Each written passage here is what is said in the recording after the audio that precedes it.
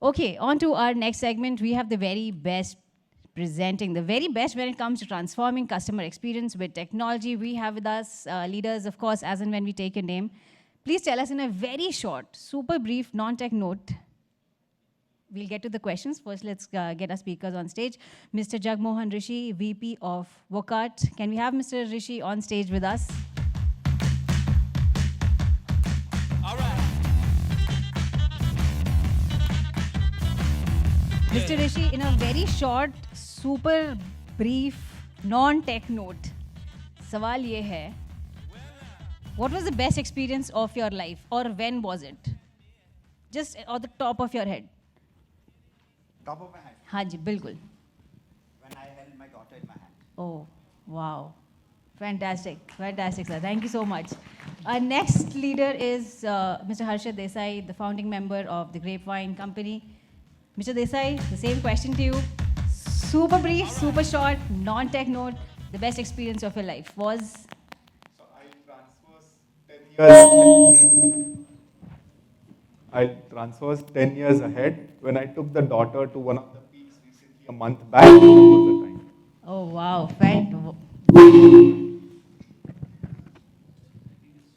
Is it on? That's not us. It's the speakers. That's as hungry as we sound.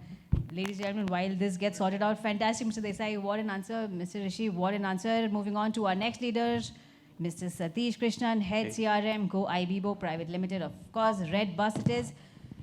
Satish sir, what would your answer be? Best experience, non-tech, super brief, super short. I think I had watched my daughter's performance a couple of days back in a platform. So that's my great experience that I would ever have growing up to see her. I see the trend here. The daughters is the connecting fiber. Go daughters. Absolutely. Thank you so much, Krishnan sir. Our next leader is Mr. Sagar Rane, VP Sales, Ozonetel. Can we have Mr. Rane on stage with us? Rane sir, what would your answer be? I think so. I traveled with my wife the first time. That's always been the best experience of From my daughters to wives. Okay, female. I get that. I get that. For a fantastic. Thank you so much. And for our moderator, ladies and gentlemen, the man with the toughest task, and Mr. N.K. Purohit, Chief Digital Officer, IIFL Securities. Sir, the general trend is women. So something regarding women now. When you are surrounded with women, you can't say anything other than that. Okay. So what would the best experience be? So the best experience was when I was able to save life of my daughter. Okay. I think that'll get us very emotional. We'll definitely connect on that later, but fantastic. Purohit sir, thank you so much. Gentlemen, stage is all yours. Thank you. Thank you.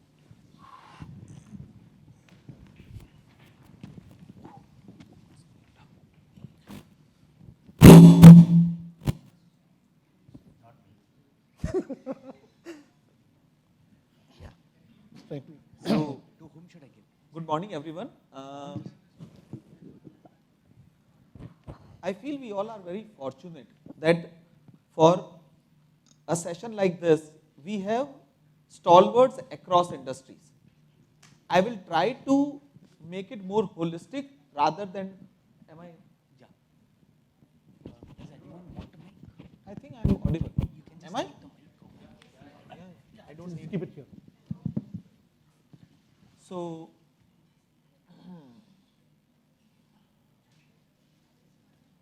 So you were talking about holistic. yeah. So, we will try to make it more holistic rather than only tech, because tech is an aspect of customer experience. Customer experience is far bigger than that. And see, since we have people across industry, my question to all of you, starting with you, Jagmohan, is what, according to you, in your industry, you have been 20 years into industry and all. So how customer experience has evolved in your industry, specifically in your organization? Yeah, sure. It's a very interesting question, and particularly after a power pack session by Mr. Joshi. I think the customer experience is something which is evolving, and particularly during pandemic and post-pandemic times, the expectation of a customer has gone up. And because we are raising the bar, the customer expects better and better, of course. I come from healthcare industry, and I have been in the roles of sales, HR, marketing, and digital marketing, and of course, learning and development. I would say that, when we are designing any strategy, I always focus on, carrying it forward what he mentioned, the intent. The intent is very important. First, you take care of your internal customers. They will take care of your external customers. So you must have heard about it. I think you must have read about a news of one airlines getting delayed because of the interviews in other airline some days back. It talks about the culture of the organization again. So it is important that you can do tick mark activities through NPS and other things, but you can't get the right intent to serve the customer. So CSATs is not customer experience. In healthcare industry, I can give you one example over here that, when we have hospitals also, and we have pharmaceuticals also. In hospitals, when patient comes there, there is a pain. You can't have a bot to welcome a patient, either voice bot or even a human bot also. So you have to have a person welcoming him or her, taking care of the details. Of course, you can digitize the systems and processes that the person can fill up all the pain areas and the details before coming to the hospital. That will shorten the process. So that is what I call customer experience. And that has now started happening when we call it paperless hospitals. This is something which has started happening. And second part is, I mentioned in my book also, Are You a Digital Dinosaur, which became Amazon bestseller. And of course, it clearly says that, for all of you must have been in hospital some or the other time. One thing which I say is that as a patient, I would want my data to be there at my arm's length. I should not carry those bigger files and x-rays from one hospital to other hospital. It should be there in my either mobile or some kind of DigiLocker. And that is something which our current government is doing it also. And that is something which I'm talking about. Before I hand it back to you, I like to mention to Mr. Joshi over here, when you mentioned over the food part. If my wife had been listening here, sir, she would have told me there's nothing new about it, because I cook my food myself. She doesn't allow her cook to cook. So she puts the right kind of, feelings into it. So I was able to connect with that accordingly. Yeah, thank you, Jagmohan. Harshit, you come from a different industry. So how about you? So in our industry, I hope I'm audible, right? So while I come from consulting and BFSI industry, currently I'm babysitting a startup which is into the youth experience mapping, right? And we deal with both the sides. And on one side, we deal with B2B, with large brands, and on the other side, a large student network across more than 2,000 odd colleges, right? So for us, the experience is essentially on the platform. What we do is we actually help these brands map their experience via our platform from each of these students. So for us, experience happens on both the sides, unlike like Jagmohan was mentioning, right? That it is internal customer and then external customer. For us, both the B2B and the B2C part happen on the platform, and hence both end up being our customer, right? So for us, experience is super intrinsic. And to top it up, we are mapping customer experience again on the platform. So it is like a double-edged sword for us, that if we don't end up making our platform right, we may not be able to map the experience which we want to do for brands through some of these student networks. So that's what we plan. Yeah. Thanks, sir. Satish, to you, since you come from a very digital native industry, and it's primarily B2C more. So how customer experience, and it's a very fairly new industry, so how customer experience has evolved and your strategy on this? Sure. Am I audible? Yeah. So largely our objective or moment truth lies in how to make the customer journeys more predictable, right? So we are, as RedBus, we are in all modes of, let's say, we are in the ticketing space, we are in roads, rails, as well as in the, largely the intercity cabs business. So what we look at as one of the core purposes, how do you make the bus journeys or any kind of journey within these spectrum more predictable?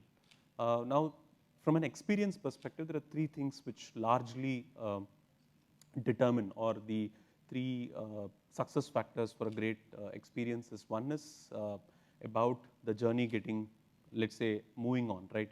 You don't, any individual doesn't like to have a last minute cancellation of somebody not coming there, or your train or bus doesn't work and doesn't get operated. So that is the core first one. So you need to ensure in your ecosystem that the journeys don't get cancelled. The second critical part is how I am able to, let's say, get the right set of information. And I'm sure as individuals very critical about the time constraints that we have, we typically look for things to happen at a certain point in time, right? So we always look for this information, whether this driver has come in, it is his number, is he already started? So this set of information being provided to the person on time, to the passenger, makes a lot of difference to reduce the anxiety. So this is the second point of, let's say, where it can really make a difference to journeys being more predictable. And the last is the actual journey itself, right? All of us have a certain expectation that we have in whichever mode of transport that you have. We have a certain expectation when you travel in air, you have a certain expectation if you go by a cab. So those things are met. So there are two critical things before the journey starts, and there is one during the journey. So if you are able to fulfill this through technology or through people providing the right information, then the entire journeys become more predictable. And if there is a mismatch, that leads to a lot of dissonance or the experience getting completely impacted. So purely from a tech perspective, as he brought in, these are the three areas where we largely work upon, whether we have to look at technology, or we look at people's side, or we need to build the ecosystem to be more matured to provide a great experience. So that's the core this thing that we work upon. Thanks, Sathish. Sagar, you come from an industry who powers customer experience. So we all are recipient of what you help us achieve. So how you look at the way customer experience has evolved, and I want your input more from a futuristic perspective. So how you think, because you help us learn, so how you think it is going to evolve further? Thank you so much. Am I audible, or should I use the mic? No, we are on. Oh, thank you so much. Actually, Ozonetel, it's a responsibility on all of us, which is the Ozoneteers, that when we deliver something, okay, and we've been powering around 1,000 to 2,000 odd customers for the contact centers, now whatever it means be, and whatever challenge they are to. But it's been a responsibility that when we speak to them for their solutioning, we ensure that the right amount of flavors in terms of customer experience, technology, automation, and the entire piece has been taken care of, okay? Right from the sales, pre-sale journey to the onboarding journey, then kind of going into production. The most important part, what we look at is, and I'm taking the word from Mr. Rishi, is the intent. The intent at both sides, both at our end to deliver just not a technology, but a technology that will help my customer, or the partner that we are into, to achieve their customer success story, a very large one, okay? So that's one of the intent at the both sides, and that's most predominantly necessary for anyone to achieve so-called CX. Part two, look, future. I think so people are talking about a lot of AI today, okay? There's no doubt. To me, AI is still an infant, and it's still very long to go. Otherwise, we'll have something like a Terminator movie that comes across. But anyway, having said that, AI is still a very infant stage. So I think it's important for every organization, be it small, big, or a large enterprise, to invest into AI, keep working it for maybe 3 months, 6 months, and try and build a story around it. Because AI is something we are talking about hyper-personalization for a few years from now. So I think that's what we are looking at from an AI perspective for a future of CX. Thank you, Sagar. Mr. Rishi, we understood the strategies which we all are following. Still, and I think everybody sitting in this room would agree to what my thoughts are on is that customer experience is too subjective, okay? And being leaders who are supposed to deliver customer experience, the job on us is more in terms of quantifying and aligning both management and customer expectation out of this word experience. So, while building these strategies, how you work or maneuver in terms of defining or building the expectation or aligning management expectation, because management expectation and customer expectation in this whole gamut of customer experience may not align. So, how you define and align? You're asking me a difficult question, chicken and egg story. Anyway, I'll try to answer this question in the best possible manner. You know, if I take care of customer expectations, my management will not be happy with me. If I take care of management expectations, customer will definitely give me a very bad NPS score. So, as a strategy we try it out here is that we make it visible what we deliver. You know, just an example of Domino's Pizza, we deliver in 30 minutes. So that is one of the example, I'm just taking it over here.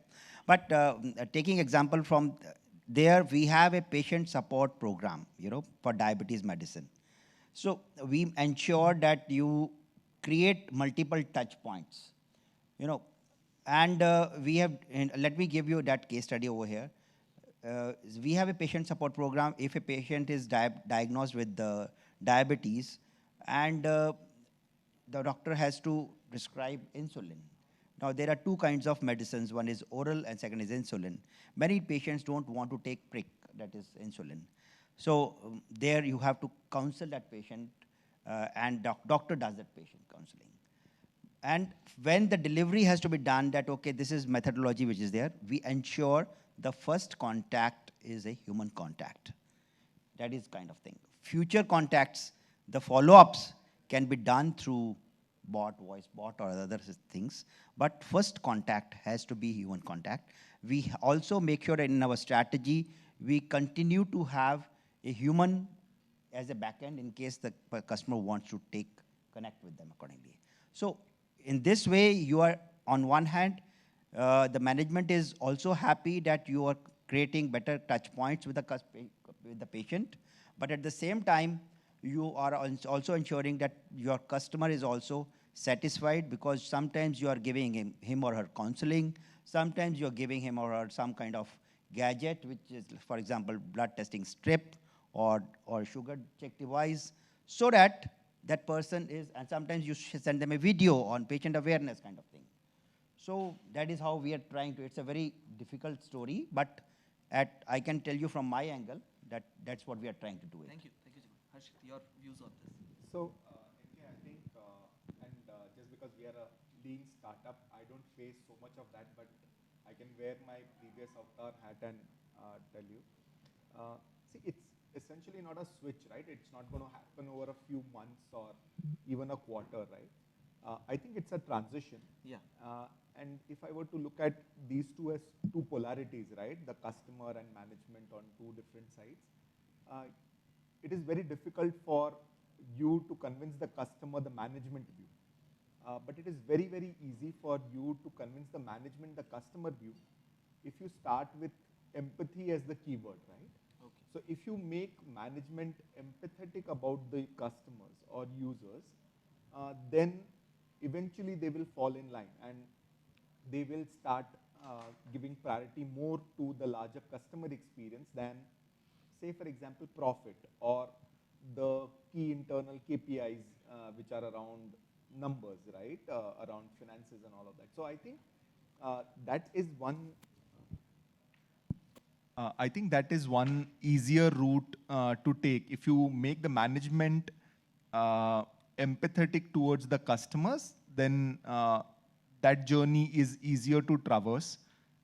And on the other side, I think as soon as the management starts traversing that journey and you look at enhancing and making the customer experience superlative, I think the customer will definitely fall in line in terms of giving you more and more profits, giving them a higher share of wallet, right? So, but the initiation has to happen from the management side is what I think, because you can't be going back to the customer, asking for a higher price and saying that give me a higher price for me to deliver better value. So I think it has to traverse from management side, and it can be picked up very, very well from the customer side. That's what I would think. Thank you, Harshit. Sathish, your views on this? So one interesting study I would like to share in general, I think in any basis the experience that I had with e-commerce firms, you generally tend to believe that lower anxiety results in customer not calling you for any help, and thereby it's a good indication that if you reduce, let's say, the customer anxiety, possibly it's a great way to go in. Some interesting studies which we did on, especially on new customers who come to onboard into the platform, we studied deeply in terms of how their behavior, what are their repeat patterns into the platform to buy tickets. An interesting anecdote came out of it where we felt larger repeats rate were happening when customer had an issue and he had reached out to us and we had provided solution, whereas a customer who did not have a problem, we would term them as silent sufferers, but eventually did not reach out to you, their repeat rates were much lower. Now, this is a typical case where I think what Harshit mentioned about trying to explain about the empathy part of it, right? Has to be proven by data, right? You generally go and say, this is the empathy that customer has and possibly we to do. It has to be largely driven by data to bring these insights. While your rationality will say that lower anxiety is lower reach out to for support, whereas your data on the platform suggests some completely different thing. Possibly then we had to rework on the way a new customer is onboarded to the platform, what kind of experience that you need to provide, and how it can make less friction for him or her to really get the experience better. That is something that I would like to share as part of. Yeah. Thanks, Sathish. Sagar, for you, I'll just tweak this question a little bit. Most of your part and for your organization, it's about convincing the management on the value side of the entire customer experience as a solution. So we would like to understand from you that how you align management expectation to the customer experience solution which you propose them in order to help them satisfy what customers need. We did some research on this, and the research says that 70% of leaders definitely believe that CX is the way to go. Okay, and 45% of people do believe that CX will be a competitive advantage going forward. But 45 is still a 5% lesser than 50%. And whenever there's a new joining my company, I always say, or rather I've been saying this across, that there are two parts of him as a sales guy. Okay, one, convincing your internal customers, which is your own management, and two, your external customer, which is it. And same applies to someone who's there at the other end. So whenever we are talking to our customer, trying to build a solution.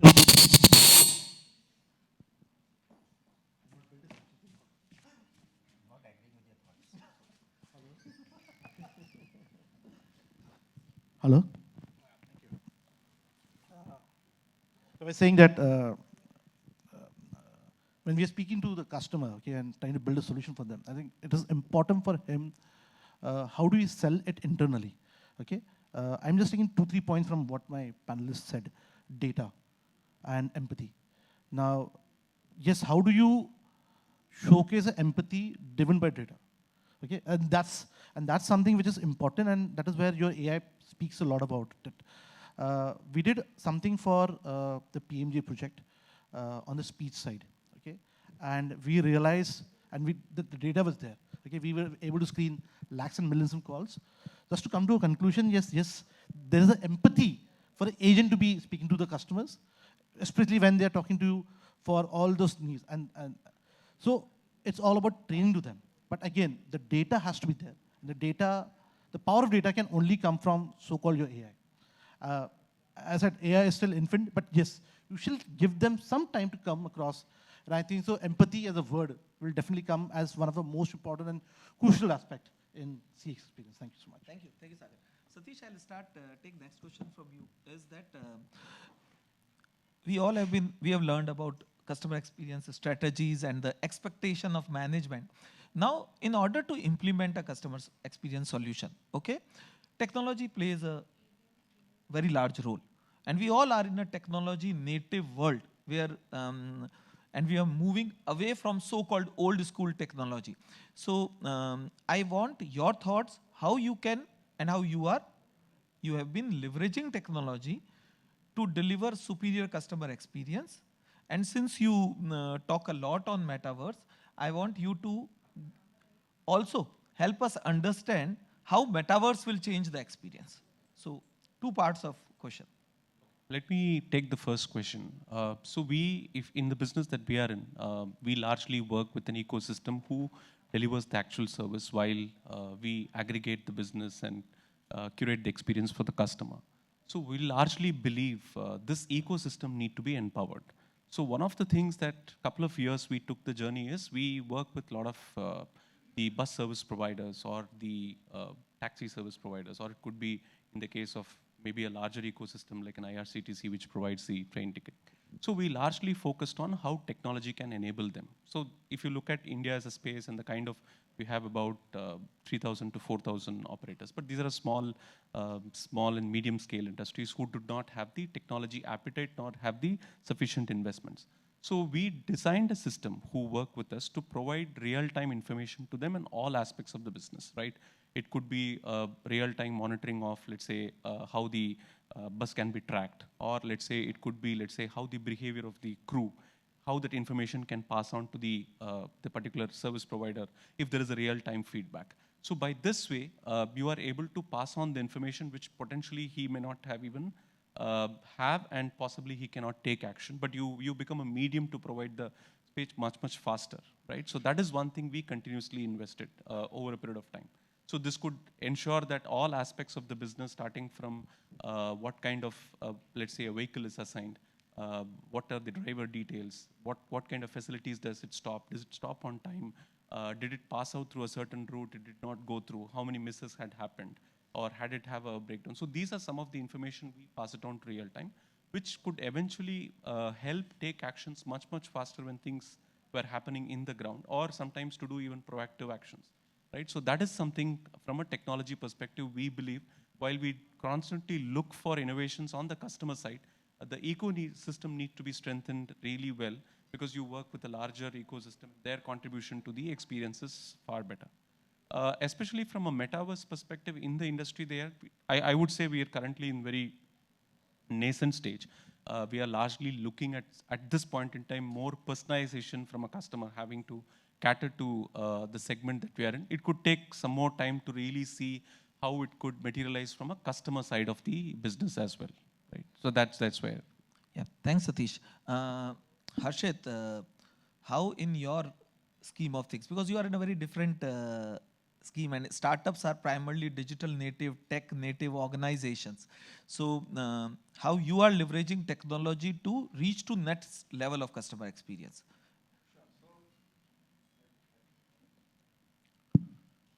So for us, like you rightly mentioned, right, we are at a very interesting cusp. On one end, which is the student end, right?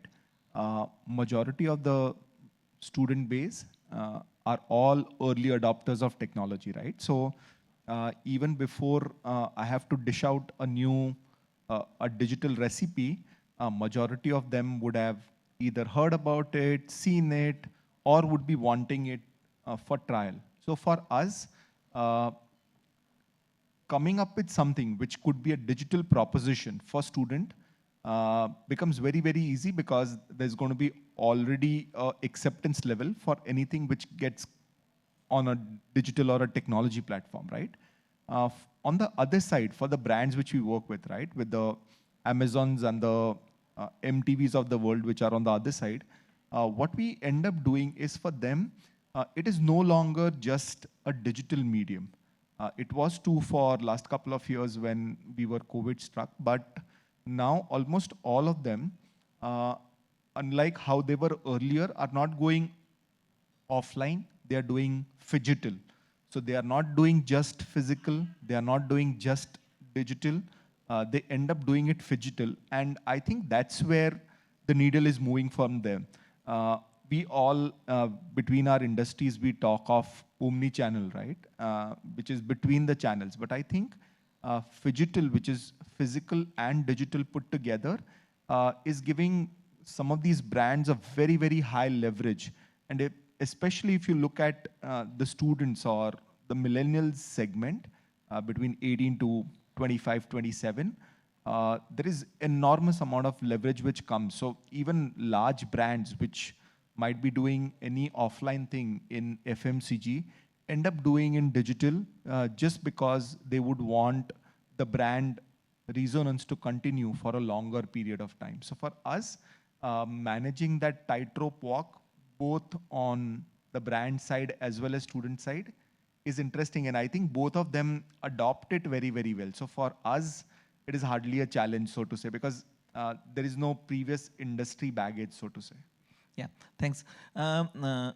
Rishi, you come from a very people-centric industry, okay? And as you rightly said, when customer comes to you, he is in pain or he is in need of a real help. So, and what I have seen, I come from a doctor's family, so it's all about empathy. It's all about one-to-one human touch. But with more people coming to proper hospitals for a smaller ailment, as well as the way organizations are scaling, you also need to set up processes. You also need to leverage technology to deliver experience. So how you are leveraging technology, and if you can help us understand with your kind of dynamics, what specific 2-3 technologies which you are leveraging and which has helped you guys in defining or improving customer experience? Sure. Thank you. In fact, this will be my last question because I have to go I from understand. there. Pharma, I'll give example for pharma rather than hospitals.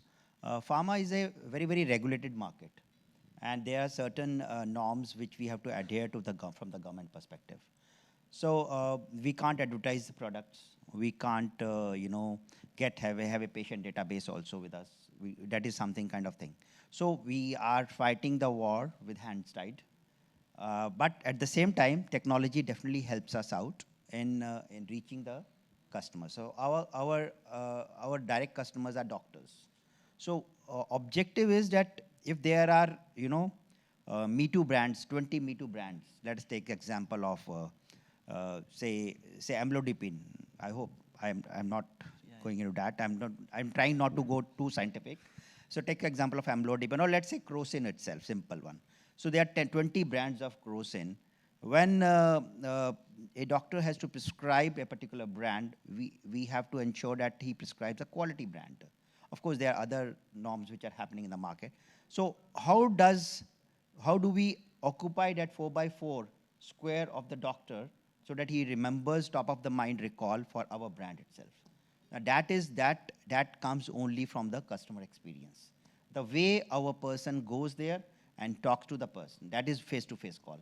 But that is again a physical one. I come back to Harshit's phygital approach. So to ensure that we are staying there in that 2x2 box of doctor, we use multi-channel or omni-channel marketing kind of thing.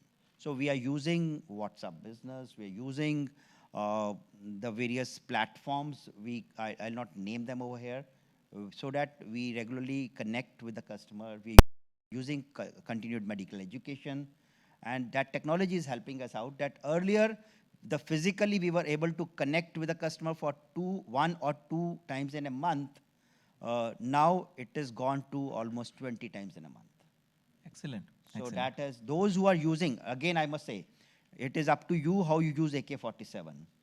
Okay.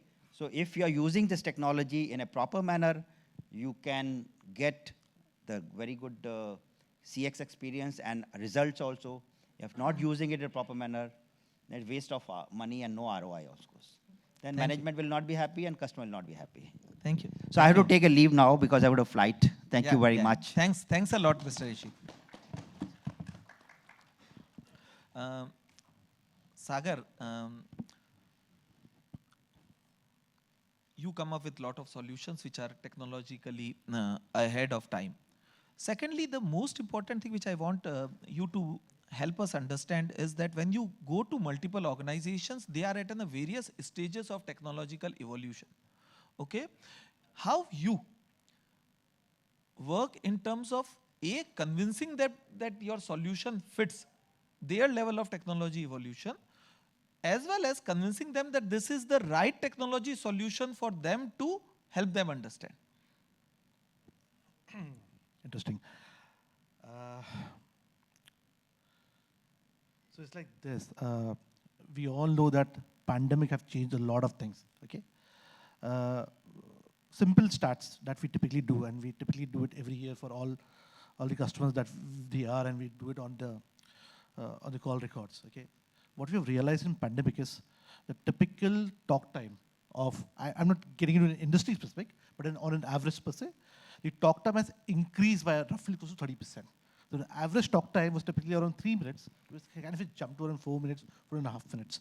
The reason was when we realized is all about human touch.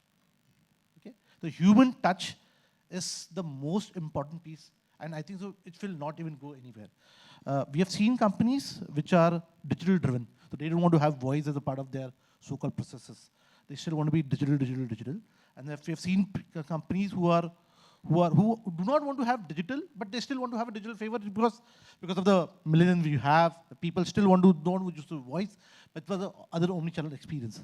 So we got set of companies and set of thought processes across levels of companies. Okay, but what the right mix is this. So we always believe, and this is all our research that says, and all stats that even you can look at, human touch is prominent. Even if you look at metaverse. Now, what is metaverse? Metaverse is a human touch virtually. You're trying to see human or a human touch, but at a virtual level. Okay? So I think so this was this episode or a series in Netflix, Black Mirror, and you have this Callister as one of the episodes there, way back. Okay? The whole concept was, how do you give that human touch? Okay? Very true. But having said that, yes, it's a fundamental thought and intent what the company has to do it. How do you want to have your strategy in place? Okay, do you want to be digital first or do you want to be non-digital first? Is a choice they want to take. And sometimes it's also important because many companies like healthcare, you really can't go all omnichannel. Yeah. You have to be there. Banking, for this matter. Oh, my credit card is lost. I can talk to a bot there. I have to speak to a human who will give me that empathy again. So there are a lot of variables that goes across doing the solutioning. So I think that there is no right answer to it. It's all about understanding the processes. It's all about understanding the industry. It's all about understanding the whole gamut of the people they're trying to achieve and the end objective of there. How do they make most out of it? Again, the biggest problem that comes to us is ROI. Yeah, thank you. Since you brought this subject of ROI, that brings me to my next question is, we all are into business of acquiring customers, retaining them and growing our revenues. And customer experience per se is a very large subject. So Sathish, how you ensure that the entire customer experience which you have built or the strategy is delivering key parameters or key matrices of acquisition, retention and growth, and how you measure that, how you attribute it to it? You can take that. So I think one of the key metrics that while you have different metrics to measure whether, I'm sure different industries use satisfaction or an NPS or a score to do. But largely our philosophy has been primarily in terms of looking at repeat rates of customers to the platform. That's a single larger metric you need to assess, and what do you need to really make that to happen in terms of, let's say, customers either not coming back, or what makes them to come again and again, and what can be done better. And there we really look at return on thing, what at, let's say in the acquisition, what are the different types of, let's say, channels that you can augment to really improve the acquisition, right? You could use, for example, one case could be is we started recently a business of rail ticketing. Now that is something which is very, very complementing to somebody who travels by bus or sometimes who takes a last mile connectivity by a cab. So this brings in a lot of, bring in new customers to the fold, right? Similarly, so the objective is largely the rail ticketing, but it complements the core purpose of transportation and if there is somebody able to help. Purely from an experience side, as I said, the important rates in terms of customers, the repeat rate is going to be the key success factor. So anything that helps in terms of overall enhancing that repeat rates within, let's say we measure it in different timelines, right? Typically, somebody could have, let's say, 5, 6, 7 travels per annum and so on, the average, right? But the skew could vary between 15 trips a year to, let's say, maybe not a vivid traveler who have 2. So these are ways in which we look at how the segment can be enhanced, and thereby the overall repeat rates can be informed. And there we look at different cohorts. So it's a regular ongoing customer, but this is a new customer who would have largely moved from an offline to an online. So to that customer, possibly there will be a lot of uncertainty towards whether this app will work. If, let's say, my service is cancelled, will I get back my money? What is the friction in terms of my payments? While UPI is the new hero with 70% of the payments happening through this system. So how do you get the confidence? So those are areas largely we look at whether the, in your point in terms of return on investment is coming through in different aspects of the journey, whether it is acquisition or it's your repeat customer. Yeah, thanks.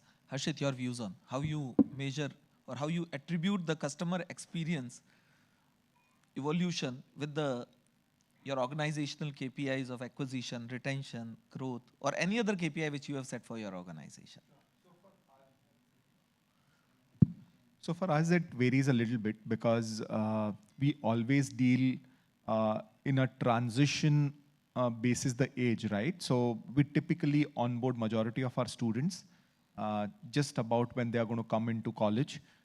They stay with us for 4 years and they transition out. And we now are building more engagement modules around how to continue keeping them engaged even after they start their first employment and go through some of that. But that's the longer tail of my business. If I look at these 4 years, right, for us, engagement essentially, I got to be also mindful that I don't want them to engage in a specific year because that's going to be their final year. And if I were to give some of the engagement data to the colleges and it has adverse impact in terms of the scoring which they do in their marks and all of that, it might actually kind of boomerang back onto us. So for us, the engagement typically is the first 3 years from when they start into college till about they are about to graduate.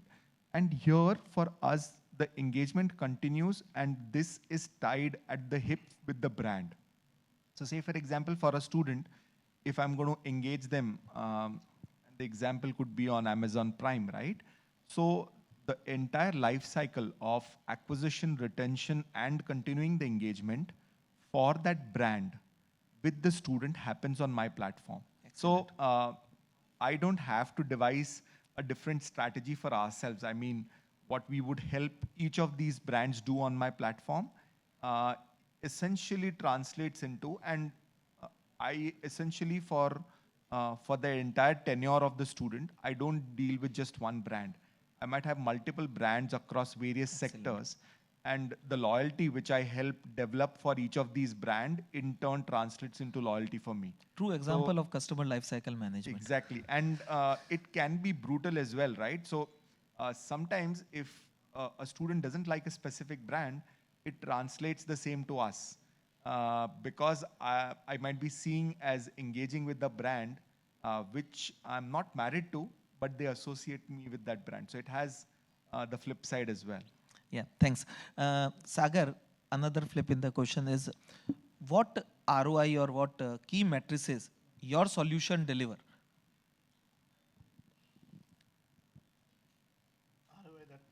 Key matrices. Let us say if I have to onboard Ozonetel, okay, from a customer experience perspective, are there any key matrices which we promise in terms of delivery? Let me answer this way. So whenever we go to a customer, the first thing that we ask, what is the problem that you want us to solve? Okay. Okay. We start with that. Okay. And then we've got experience across verticals. We got experience across contact centers. We got experience across inbound and outbound space. And then the channels. Okay. We try and give them a solution which we feel, from whatever research we did, is appropriate for them. Excellent. And the first part is that, what is that you want to do? What is your problem statement? So that is in a way an ROI which you deliver. ROI which we deliver. Yeah, thanks. So we have some time, and I want Harshit, your views basis your experience and what all we discussed. Key takeaways for everybody in terms of start to end. How they should strategize their entire customer experience journey, implement it, what according to you should, the way they should leverage technology, and most importantly, attribute to business matrices. Your key takeaways on that. So, I mean, thanks for cornering me with the last question, but I think I'll try and summarize what all I could gather from the session, right? I think like Rishi mentioned, I think we can't have everyone treated with one single yard. We will have to look at industries and see how much penetration of technology we want. And that too, if you look at the larger customer journey, right? At what point do you want this intervention is very, very crucial. So you can't be treating everyone with the same yardstick. That's point one, which I learned. From Sagar, I definitely learned that if you are going to measure customer experience, you might as well have the right tools and more importantly, the intent as well, that what you are going to do once your matrices start coming in. So unless and until you know that end game as to what you are going to do with this matrices, I think the tool may not be just helpful unless and until you know. From Sagar, from Sathish, I think the space which he operates in is kind of the most emerging spaces, what I would say, right? So if you look at the small and medium enterprises, in India, you see this large disparity between very large organizations and the mom and pop kirana stores, right? So I think the segment they cater to is the segment which is in dire need of first understanding why customer experience is important, and then obviously to keep up with the pace, all the small and medium enterprises, and I'm just taking the example of RedBus, but for all the small and medium enterprises, I think they will need a larger maturity curve, if I can say so, right? To move them up the value chain in terms of first being cognizant about who the customer is, why you are servicing them, what is your proposition to them, to the larger maturity models around NPS and all of that, right? So I think for that segment of small and medium enterprises, I think customer experience becomes very, very crucial. And from our learning, just because we end up working on both the side, it keeps us super agile and we have to be on our toes for the larger customer experience. So those are some of the learnings, and that's what I think the crowd should take away from. Satish, your takeaway for the entire audience. I think any organization, irrespective of the evolution, should have a customer experience philosophy, right? It's not about support or what that the organization wants to do when customer reaches to them, irrespective of it. This is important to socialize across the organization, whether it is a people org or it's a technology engineering, unless otherwise they really have one philosophy which everybody could go behind. That's where it really defines where all of them can work in tandem, right? Otherwise, you will have people resolving some issues, whereas a product having to solve for something else, which is more, let's say, just a product in itself, but doesn't solve any problem, right? So that is the first one which the customer experience philosophy needs to be defined, need to be socialized across different parts of the organization, head to toe, and having a buy-in towards making meaningful movements, right? And I think it need not necessarily be an NPS score which could define what is the success, right? I'm sure businesses are different. The expectation from customers are different. And I think as business, they would need to define what is good to measure the right metric, I would say, rather than generally carried away by either a customer satisfaction score or an NPS or something which is generally followed versus what is necessarily would be required to what you measure the effectiveness of the customer retention, right? That is what I truly believe that customer experience goes a long way. Sagar, your view. Yeah, I'll just keep it very short. We believe that CX is a journey that doesn't have an end. And where you have an end, it's a new journey from there for CX. Okay? The key takeaway is, I think, the intent. What is the intent to do and make a customer success a story, okay, within the organization, within the inter-stakeholder, the external stakeholder, one. And two, I think that the most key word out here is empathy. How do you deliver empathy, but to kind of convince either internal or external customers what is the data that you want to derive. And I think that's all about your CX strategies. Thank you so much. Yeah, thanks. Thanks, everyone. I'll summarize with my few thoughts on this entire thing. According to me, we all are not into business of making a product or delivering service. We all are in business of delivering experience. And if we all are in business of delivering experience, then customer experience becomes the forefront reason for we being into business. And that is precisely the day we understand and imbibe that we are in business of delivering experience, then technology, we being empathetic towards our customers, management getting aligned with customer experience becomes automatically given.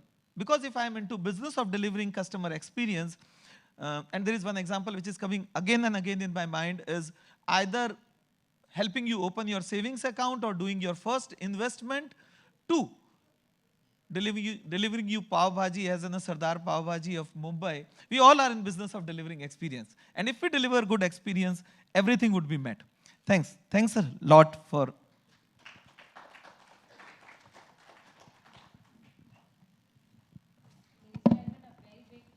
Round of applause for our amazing leaders.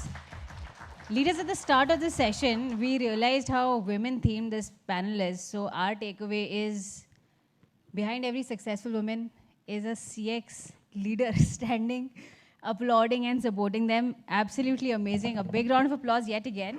A bigger round of applause.